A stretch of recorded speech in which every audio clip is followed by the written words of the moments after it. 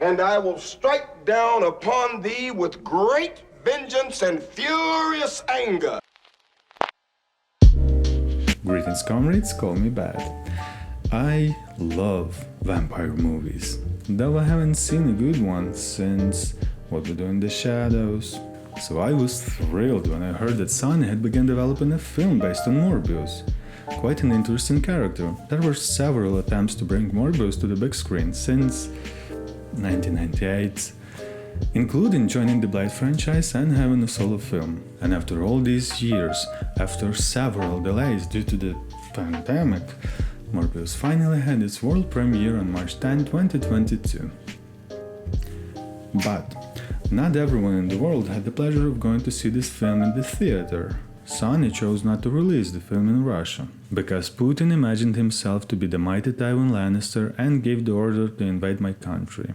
But the rain shall not weep o'er our hall, for Putin is not Tywin Lannister, obviously, he's more like Walder Frey, and Mother Merciless is on her way to put an end to this war.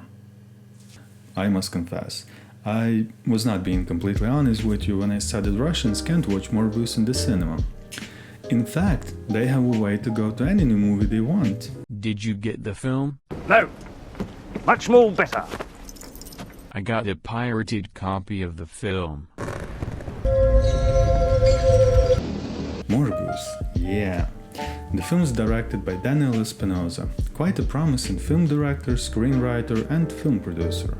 Even though the movie Life he directed was just another movie about a group of idiots who happen to be members of the crew of a spacecraft. Enough talking, let's find out. Morbius is really that bad, or maybe it's not such a disaster as the last time when some smartass decided to fuck around with a bat.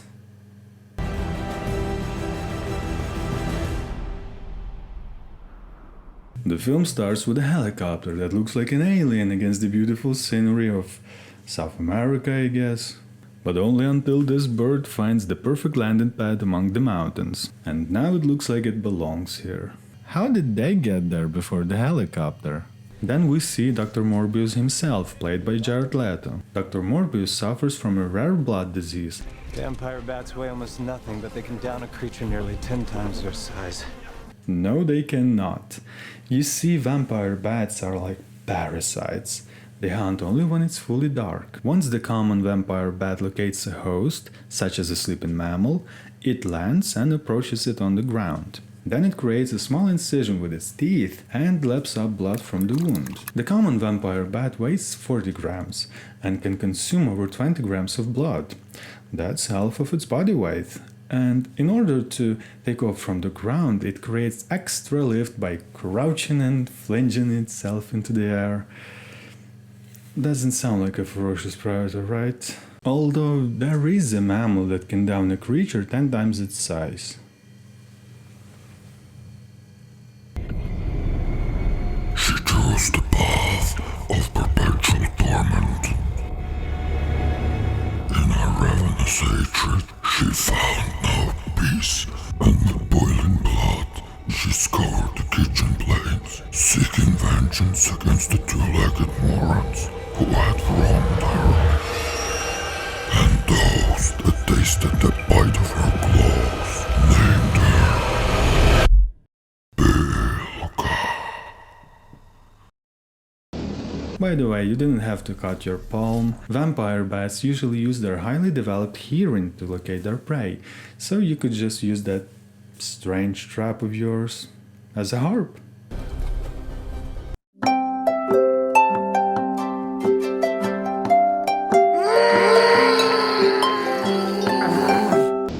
Anyway, the bats wake up, and why are these people so afraid of them? They seem friendly enough, they don't attack anyone, not even Dr. Morbius who's bleeding. Maybe there's a reason for that.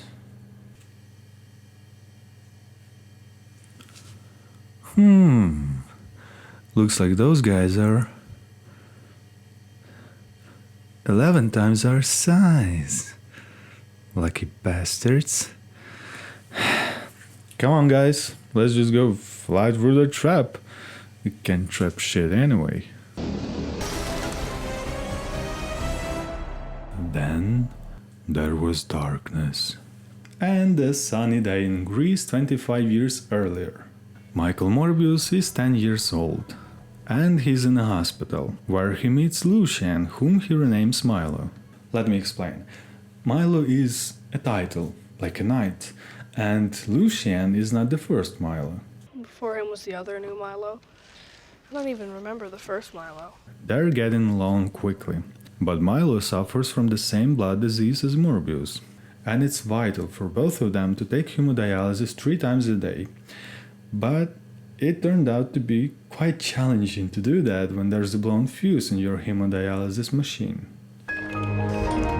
Milo? Luckily for Milo, little Morbius managed to fix the machine with a spring from a ballpoint pen.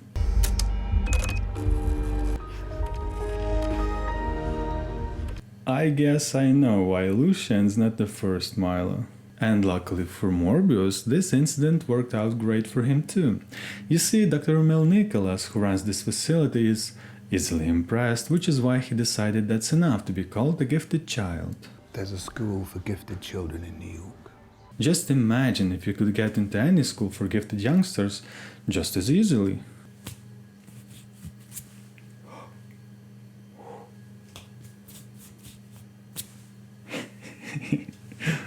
You have more power than you can imagine.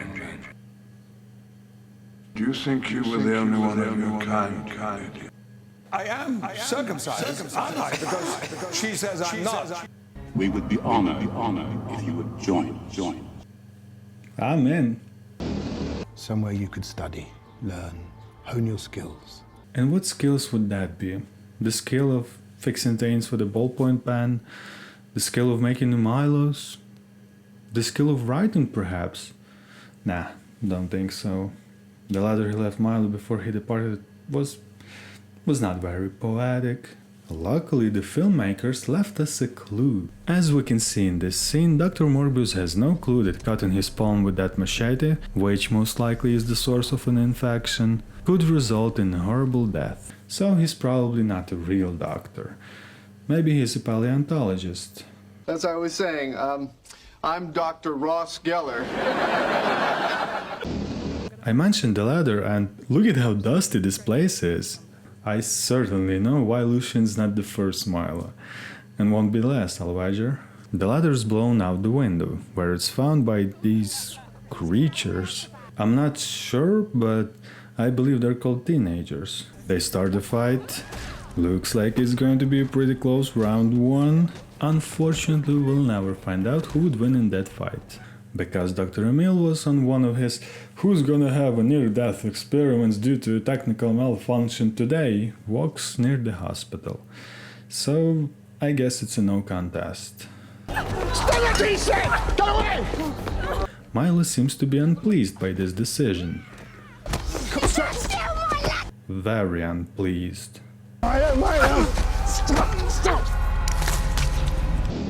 Back to the future, or back to the present, I don't know, it doesn't say. Back to the time where Dr. Morbius is the world's leading authority on blood-borne diseases, and his development of artificial blood has saved more lives than penicillin?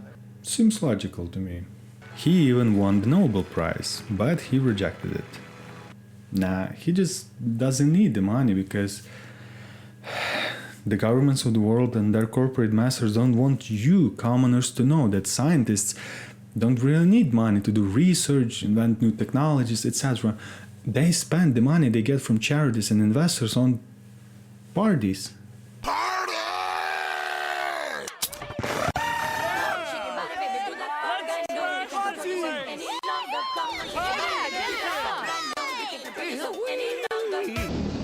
That's how Amber Heard and Elon Musk, you know, true story. So, Dr. Morbius does his research. So your theory is you can successfully splice vampire genes into your DNA. And his colleague, Dr. Martin Bancroft, helps him with that. These are the only mammals on Earth that have evolved to feed exclusively on blood. No, they are not the only ones. There are 3 extant bat species that feed solely on blood. Desmodus rotundus di fila e caudata diaemus yangi. And the main difference between them is that the first one feeds primarily on the blood of mammals, while the other two prefer the blood of birds. The experiment on a rat was successful. It worked. And since Milo now is a wealthy man, Morbius goes to him to ask for money for human trials. You're late. And the following few minutes are the best part of this movie. I mean it. Two best friends who are terminally ill, making jokes about their condition and the imminent death that is slowly creeping up on them. And there really is chemistry between them. You with me? Till the day you die, brother. But don't worry, that scene was an accident, and later on that chemistry will be fucked up to match everything else in this movie. Milo gave Morbius money and everything else he needed, and now they're in international waters. Dr. Bancroft gives him a shot in his spine, and after some time, one of the mercenaries goes down to the lab to check on Morbius. But Morbius has disappeared. No, much worse. He's turned into a bad CGI.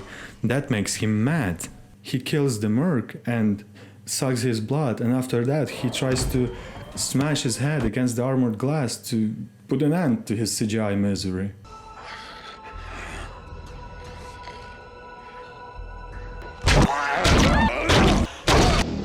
But unfortunately his body is now stronger than the glass. The rest of the mercenaries show up, knock out Dr. Bancroft, and the fun begins. With his new powers, Morbius has no problem taking out a bunch of people.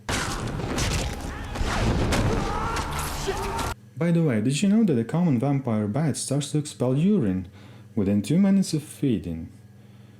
I guess I know why he deleted the surveillance footage after the killing was done. You see, Dr. Morbius is a world-famous scientist, a celebrity. And when you're a celebrity, well, killing a bunch of people, that's one thing. But urinating while doing that could really affect your career.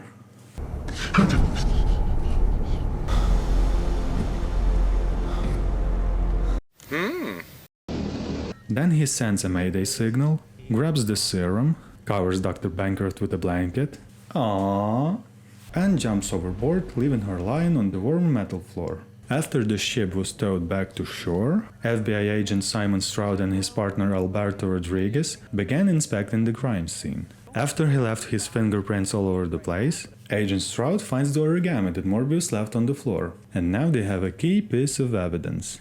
And while Milo is chilling in his apartment, and Dr. Bancroft lies unconscious in the hospital, Morbius is having fun with his new powers. He's super fast, super strong. The bats see him as one of their own, probably because he smells like them. He hasn't changed his pants since he had his last meal. He's developed echolocation. Gross. But it all comes at a cost. Artificial blood keeps him stable for 6 hours, but that window grows shorter. Yes, artificial blood. You see, for me personally, this is one of the drawbacks of this film. There's not enough blood. The bags of artificial and regular blood don't count. Yes, I'm aware of the age restriction, but gallons and gallons of blood, it's the essence of vampire movies. Okay, let me put it this way. Imagine you're watching what was supposed to be an hour-and-a-half porn movie, but all you get to see is unintentional nip slip and maybe a little of upskirt view. What happens if I go without? Anyway, Morbius decides to reduce the amount of blood in the film even further and goes on a hemoglobin-free diet. But like most people who think they know about healthy diets more than those stupid doctors, Morbius runs into some health problems.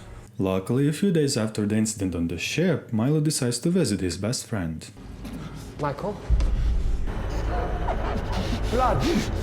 He gives him a bag of blood, and that's what I was talking about when I said they were going to ruin that friendship. Morbius doesn't want to give Milo the serum, for obvious reasons. He'd become a monster. And Milo is pissed off because he thinks that Morbius is being selfish. And that could make sense, but not in this movie. Those two characters were meant to be best friends. And I don't believe that two close friends would behave like that. That's completely out of character. They should have had a conversation like this. Milo, the serum is not ready yet. It has horrible side effects. Give me some time, and I'll figure something out. I've been waiting for this my whole life. Of course I can't wait a few more weeks. I said get out! The FBI agents visit Dr. Bancroft to question her, but she says she can't remember anything that happened on the ship, trying to protect Morbius, of course, who later that night kills his colleague.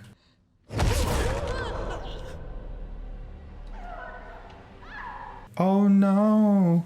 How could he? He seemed to have everything under control.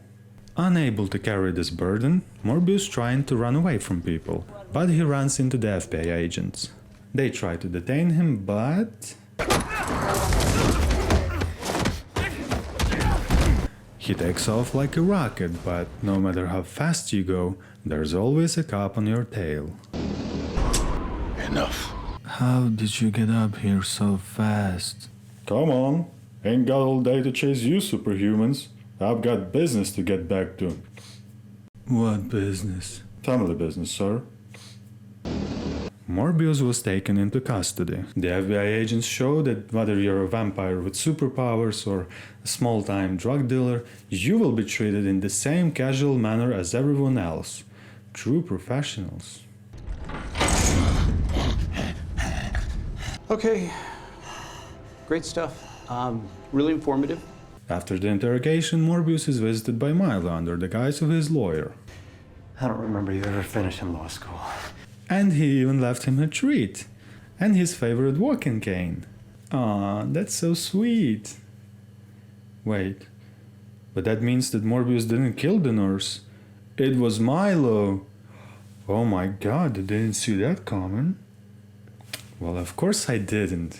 How could I possibly know that Milo was aware what the hell is in that vial and what to do with it? Morbius is going to stop Milo. He empties the bag of blood, breaks free and finds Milo, who has already killed one man. Then Milo says what we already know. I killed the nurse. After they had a discussion. You and I are not so different. I'm not like you. You're a murderer. We're exceptional. They begin to destroy city property. And after Milo killed a group of cops, Morbius decides he'll stop him maybe some other time. Milo goes after him, but a sudden gust of wind sends Morbius air gliding like an empty plastic bag. Dr. Bancroft seems to get a lot of masculine attention. Milo spies on her, the FBI agent tries to ask her out, but like most women, she chooses the one with the body of a health god. Hey, stranger. After they've had a nice chat over coffee, Morbius shows that like some other handsome man, he's more interested in other men. I don't want to do it. Michael. He follows them to their laboratory, where they make counterfeit money, breaks the fingers of one of the counterfeiters. Who the hell are you, man? Yeah, could you remind me what exact part of bad DNA makes you act like an asshole? It turns out Morbius did it to use their laboratory centrifuge. But let's be honest, it's just an excuse to break the gentleman's fingers. I mean, he's super fast, he could have just spun around really fast with the serum in his hand.